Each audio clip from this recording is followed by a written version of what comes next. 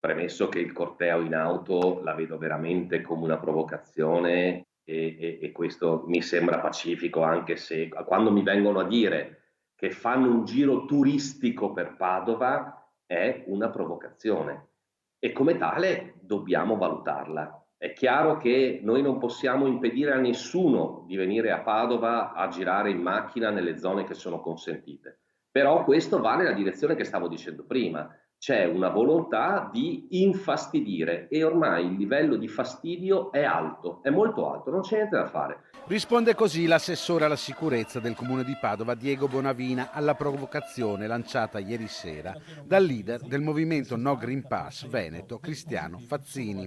L'idea è quella di fare una gita a Padova in automobile e quindi faremo un percorso ovviamente non in zona ZTL, ma faremo un percorso normale qui in centro Padova, Largo Europa, Corso Milano e poi vedremo, eventualmente andremo fino in Prato della Valle. Fazzini parla di un giro turistico perché ci sono tanti manifestanti che vengono da fuori città e non la conoscono.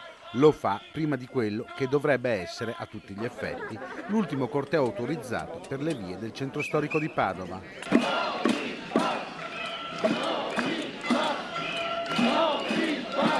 In 350 hanno sfilato rumorosamente per le vie del centro storico.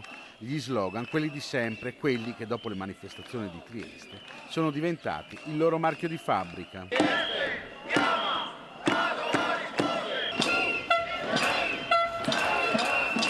La gente come noi non molla mai, la gente come noi non molla mai.